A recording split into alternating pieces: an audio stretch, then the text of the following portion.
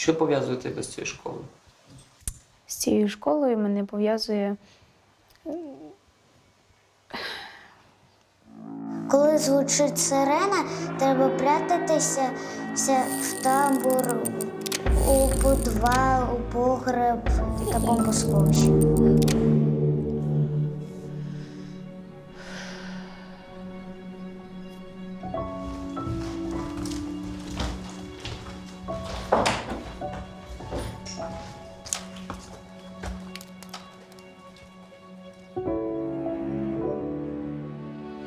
Вона була дуже гарна. Я не знаю. Парти такі гарні були, тут дуже класний клас був. Дошки такі нові. Все для дітей, для молодших дітей. Ми не бачили, як і що. Ми не хотіли.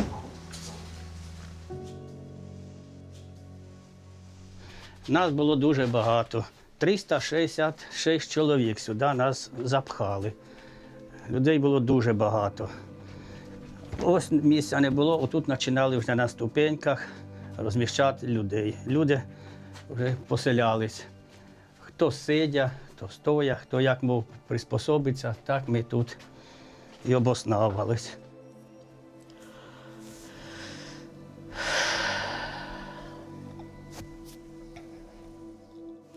Еще когда я была на работе, 24 числа началась війна, і я саме перше, за що я подумала, я спочатку не повірила, а потім, коли до мене вже дійшло, що це війна, я саме більше переживала, що буде з дітьми.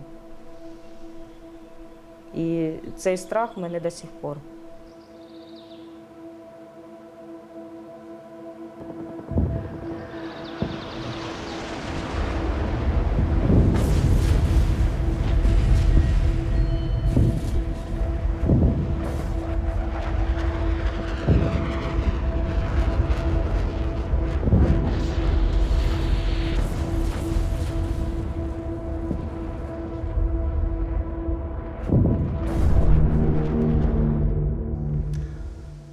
Ну, 24-го збиралася на роботу, як завжди. Вже вділася, все, кажу, я піду на роботу. Тут дзвонить директор школи нашої і каже, що куди ж ти зібралася, як уже війна.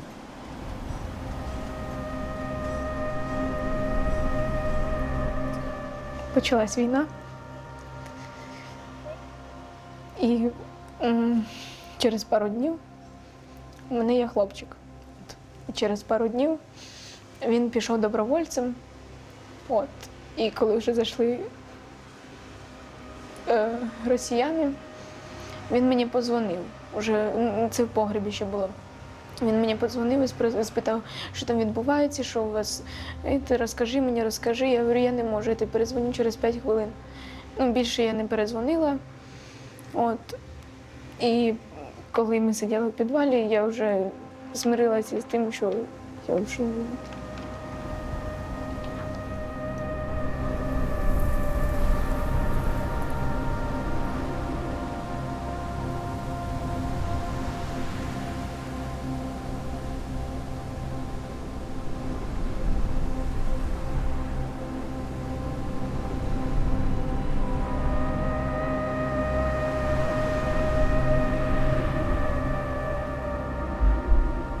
29 днів ми були в підвалі з маленькою дитиною.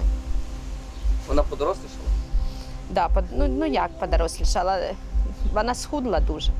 Ну і щоб подорослішала, я цього просто не замітила. Це так уже з погреба ми вийшли, так вона почала бігати. Спочатку дійшла, а потім подорослішала, зараз подорослішала.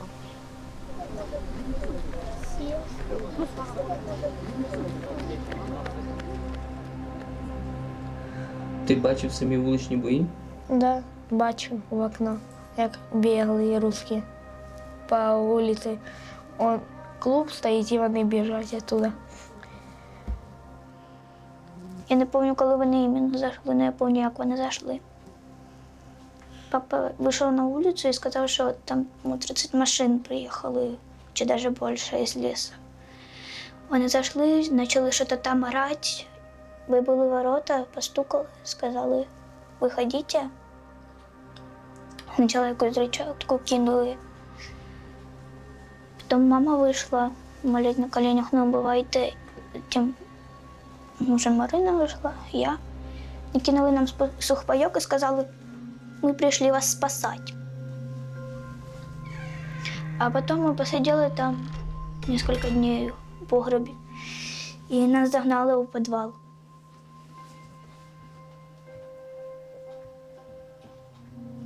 Нас туди привели російські окупанти. Вони спочатку заїхали до нас в село. Ми сиділи ще в своєму погребі, в погребі бабусі. Вони заїхали з лісу, почали все обстрілювати з автоматів.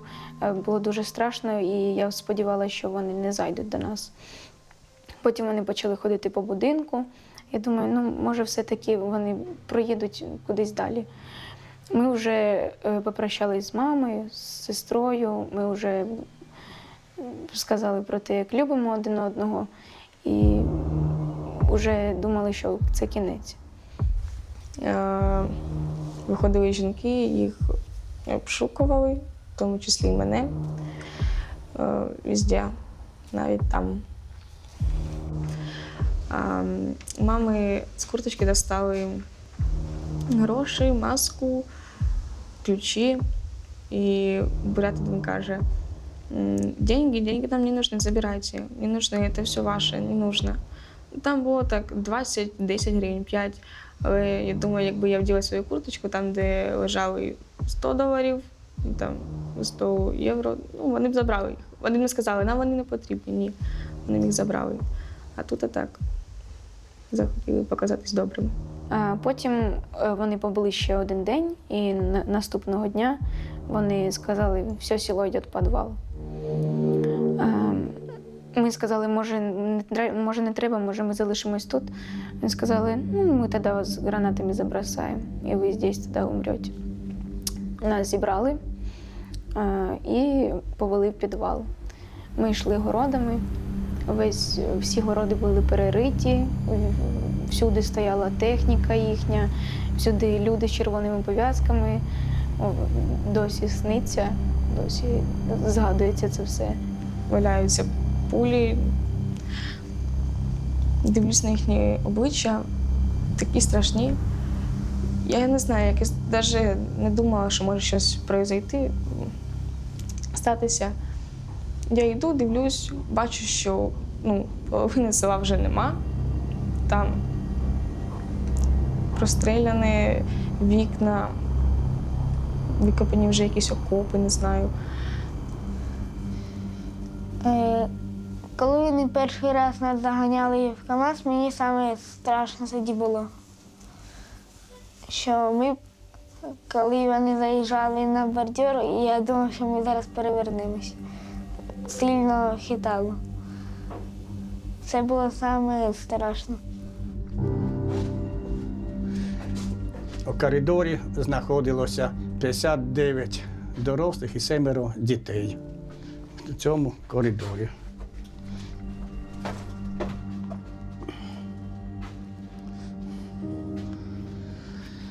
Оце також така сама кімнатка. Тут. У цій кімнаті в нас знаходилося 27 дорослих і 5 дітей.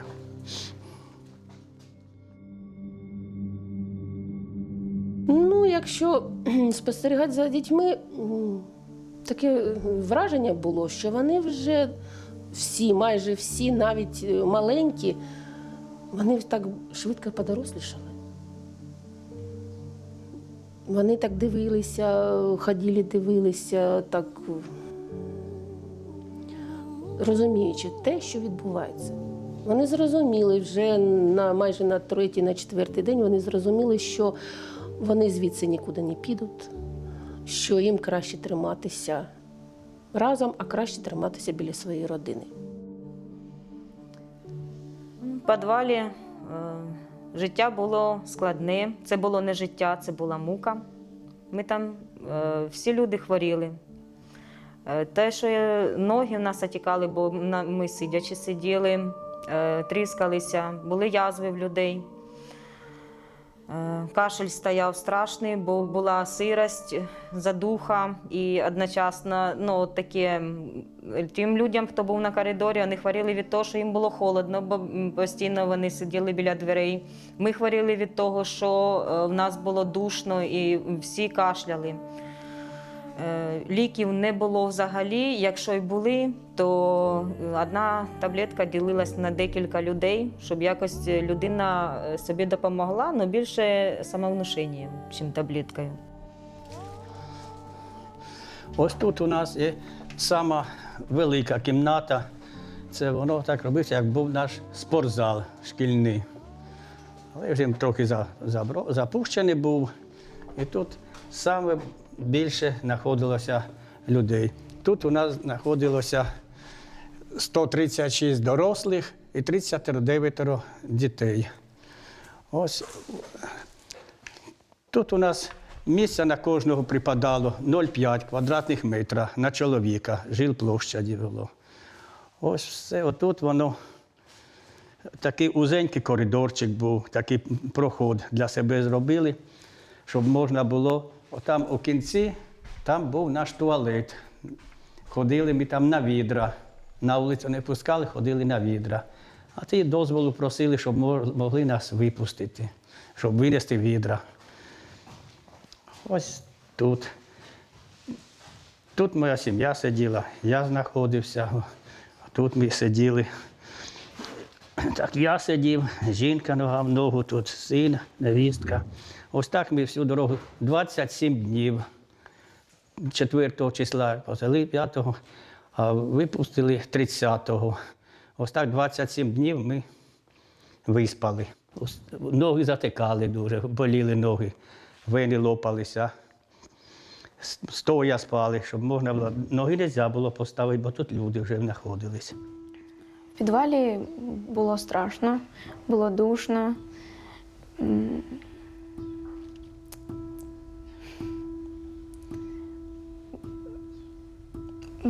Мене навіть не вистачає слів описати, що було в підвалі. Оце ліжка. Ми на вулицю викидали вони з садочка, так ми добро взяли, щоб зробити таке ліжка, щоб можна було розмістити діток. Тут 4 вверху, внуки мої, 4 унизу і 4 вверху спали дітки. Там була така велика кровать двохетажна, як ми там були. Коли вже в останні дні поставили кроваті, я спав на кроваті знизу. Ставили двохетажні. Я спав знизу. З нами в підвалі було 74 дитини. Від 1,5 місяці і далі. 4-місячна дитинка, 6-місячна, півроку дитинці було, рік. Ці дітки задихались, плакали. Їм важко було приготувати їжу, бо нас не часто випускали на двір, так як їжа готувалася на кострах, то навіть не випускали розпалювати ці костри.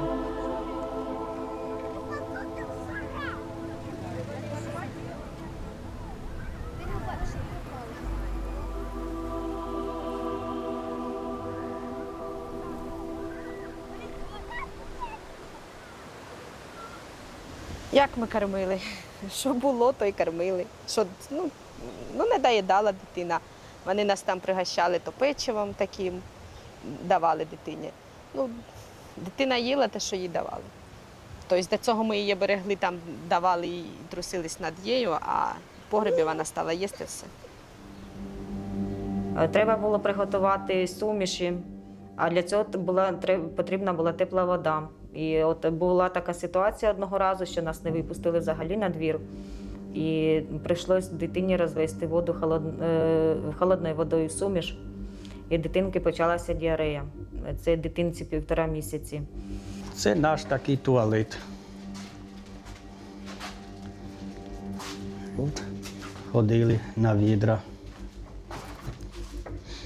А ось тут біля туалету сім'я була, також маленька дитина, якій було 1,5 місяця. Ця дитина також була в самому кутку, в такому місці, в самому кінці залу. І вона там задихалася, то її мама виносила на ступеньки наверх, щоб дитина біля дверей трошки хватанула воздуху, бо других варіантів не було. Було тяжко дихати. Ну, якось, ви знаєте, у нас, у нас була дирка, ну, тобто та дирка була там то тряпками закрита, то це, і пенопласт там закрита пенопластом. В итоге, коли при ударі пенопласт вилетав, і то есть, хоч трохи там через ті тряпки, через ту землю, трохи нам воздуха попадало. Більш-менш було. Ну, я бачу, як люди, їм було дуже погано, вони не могли дишати. Їм було дуже погано. Могли виносити, хто умирав, ночі виносили, або так, на перев'язки у медпункт той, а хто умер в кочегарку рядом в зданні. І там вони ночами лежали.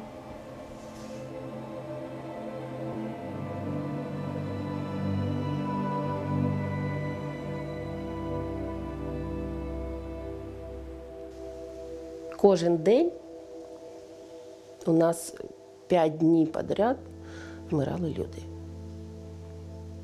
Саме краще було, якщо людина помирала вдень. Її могли винести до кочегарки. Хтось умирав там? Да, 14 рік старих. І чого вони вмерли? Ну, їм не вистачало воздуха, і вони падали там, ударялись головою сильно. І там 14 чоловік умерло. А моя хресна мама умерла. Вона сиділа рядом коло мене. Якщо людина помирала вночі, вона залишалася.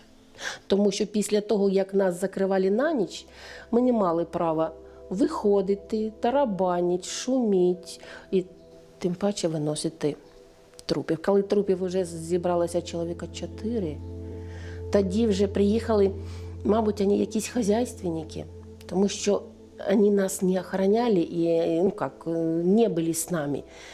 Вони то по воду приїдуть, то ще щось. І я вже кажу, ну що ж треба робити, ну куди ж? Вони кажуть, ну, зараз я пойду до начальника і поговорю. Певно, що коли доходили якісь чутки, що хтось вмирає там, моїх знайомих, з якими я навіть не дуже добре спілкувалася до війни, але я їх знаю дуже добре. Коли вмирали їхні близькі, мені взагалі всередині все так.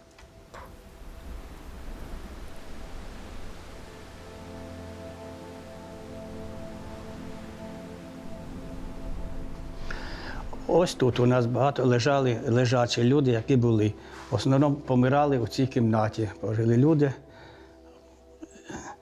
Люди вони не видержували, не було в слові для життя. Вони стогнали, ойкали, кричали.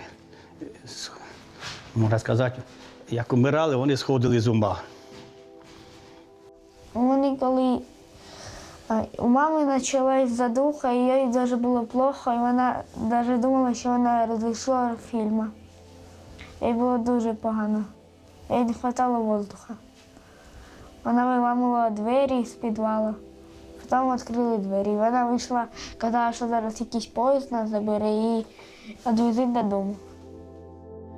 Жіночка одна вночі. Вона думала, що попала в фільм. І вона бігала по всьому підвалу і кричала: «Ведіть сюди режисера, я не хочу зніматися в цьому кіно». І вона кричала, її вже і солдати заспокоювали, і все. Потім її відвели додому. Такі моменти просто моментами було цікаво, смішно, просто смішно. Але коли ти розумієш, чого воно все так, то тоді вже ставало не дуже. А можливо, це весело. скоріше страшно, ніж смішно? Я ж кажу, що це було одночасно страшно і смішно. Даня, вийди оттуда. Даня! Даня! Не відкривай, помішаєш дяді. Даня! Не мішай дяді, він там розмовляє. Даня! Як тебе звуть? Єгор. А ти дивись. Єгор.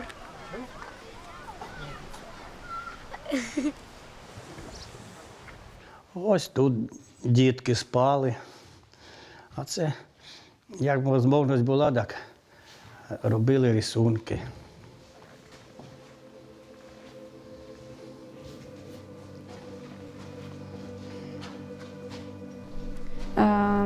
Дітки малювали, були олівці, були стіни, були зошити там деякі також.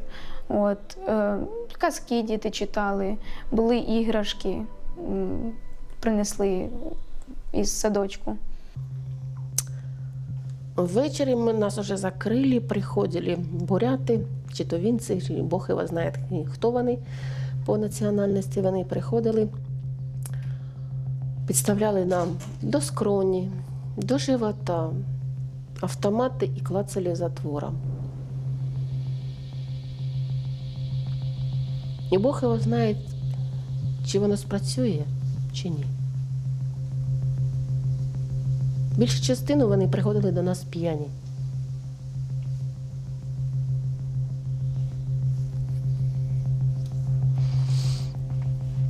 Либо обкурені, либо п'яні.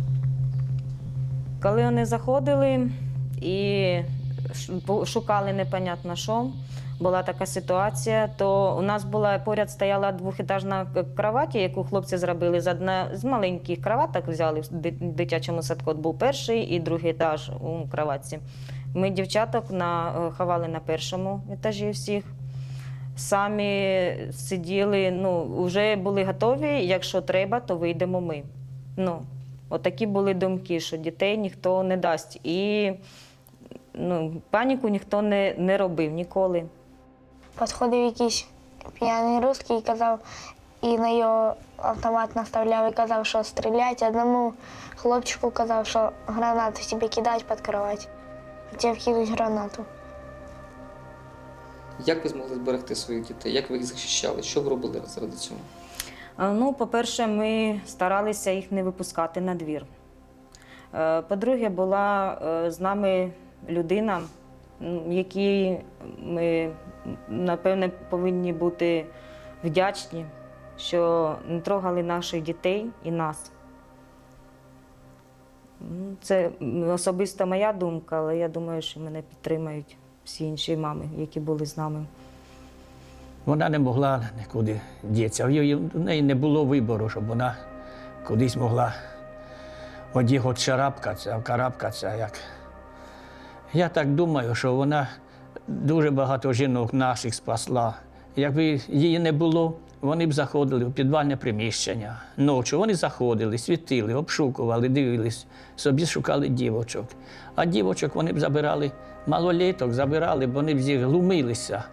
А просто вони вийшли, визвали, вони знали її ім'я, вони визвали, забрали її. Як там було, що було, я цього не знаю. Але ж вони більше не заходили в підвал, більше нікого не забирали, більше їм не треба було діти наші, онуки. Скільки ти днів був у підвалі? Я 28. 1 місяць. Вели також календар. Це коли поселили нас. Оце скутно було, почали вести календар. І в календарі ми відмічали, як вони прийшли, як вони розстрілювали людей. Ось 3-го розстріляли, цього розстріляли. Тут снаряд розорвало снарядом, розстріляли. Але ми не знайшли його. Документи знайшли, а могилку розкопали там, де не він у той могилці лежав. Так що він у нас безвісті пропавший. Це розстріляли, це на міні подорвався. А це люди, які помирали ось тут. 9, 10, 11, 13, 17, 20. Це помирали люди, що не могли тут витримати. Це також дітки, малюнки робили такі, наблюдали. ракета красна світиться, горить, так вони думають, метеорит може падає з неба. Таке враження в дітей було. А хто на стінах малював? Моя подруга Соломія. Це вона так гарно стіни розмалювала? Да. І з своїм другом. А ти допомагала їм? Да, ми там трохи рисували, а то більше не рисували. Я там одне яблуко нарисувала, так вони всі вдвоєм. Це настав момент розпачу, такого відчаю, коли я сиділа і казала, що нас так просто не випустять. Нас тут розстріляють, нас уб'ють, ми будемо живим щитом, нам кинуть бомбу. Оце було такий самий страшний момент, коли я вже прощалась, і кожен раз ми лягали спати, і кожен раз я прощалась зі своїми. Мій дядя сказав, що в школі там 3 плити, і навіть якщо попаде в школу, то нормально все буде. Я так себе цим заспокоювала, коли прилетіла в школу. Я була біля своєї подруги на другому кінці підвалу. Стояла, так все затрусило, штукатурка трохи попадала, але якось так не сильно було страшно. Ми були всі разом, і навіть якщо б ми померли всі разом. Це теж так трохи заспокоювало. Ну, от було страшно, коли вони тікали і думали, либо зараз гранати там покидають нам. От щось ми так переживали. І сильні, страшні взриви були. От тут було страшно. Не так страшно було заходити у підвал, як було страшно, як вони тікали вже. У цю кімнату до нас жіночку привезли. Вони їхали з чоловіком. Хотіли із Чернігова, їхали на Київ. Хотіли добратися, утекти. Але там перед доїздом до Ягідного попали під обстріл. Попали під обстріл, чоловіка вбило, дитині голову старшій одорвало, а її ранило й меншеньку дитинку. Її знайшли в совхозі, сюди привезли. Вона бідненька, ранена, з раненим дитям. Тут ось там вона перебувала.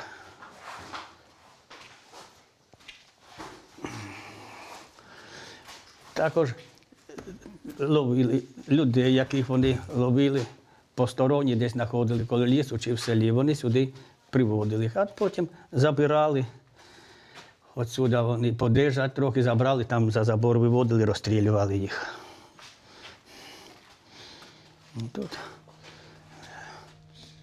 Це був такий момент, нас закрили, сказали, будуть зараз дуже сильно бомбити, будуть ховайтесь всі в підвал. І ми забігли всі і сиділи. Сидимо годину, 2, 3, сидимо. І потім чоловік один заходить і каже: спокійно, без паніки, все нормально, нікого нема. Я так думаю, як нікого нема? Каже, типа, нікого нема, ніякої техніки, всього цього нема. Я просто поворачуюсь до Марини. І ми, перше, що не повірили. Я думаю, якщо їх тут немає, значить вони колись пішли в село, мабуть. І, ми настільки всі розридались від щастя, це просто. Неначе вже перемога настала. От. Це є така перемога для нас. Сразу всі почали кричати, хлопати, свистіти, аплодувати. Потихоньку почали виходити люди на вулицю. Безстрашні йшли додому, відкапували телефони і одразу ж дзвонити там, хоч кудись, щоб додзвонитися, щоб знали, що живі, знали, що як з нами було. Я хочу сказати людям, які знають, що війна, але її не відчули. Відноситесь, будь ласка, до цього серйозно, бо це війна не тільки по телевізору, десь далеко, це війна у нас в Україні. Якщо ви чуєте небезпеку, збирайтеся, рятуйте дітей, рятуйте себе. Це дуже страшно, це дуже боляче, коли ти бачиш, як страждають твої діти, твої рідні, і ти нічого не можеш зробити. Бережіть себе і своїх дітей, свою сім'ю. Ти можеш згадати самий хороший момент? Саме хороший – це коли я вперше перший раз за місяць чистила зуби і дивилася, як горить Урал російський. Це взагалі я сиділа. Мені було все одно на ті прильоти, я не знаю, їх слава Богу тоді не було. Але зашкалювали емоції. Дуже приємно було дивитися.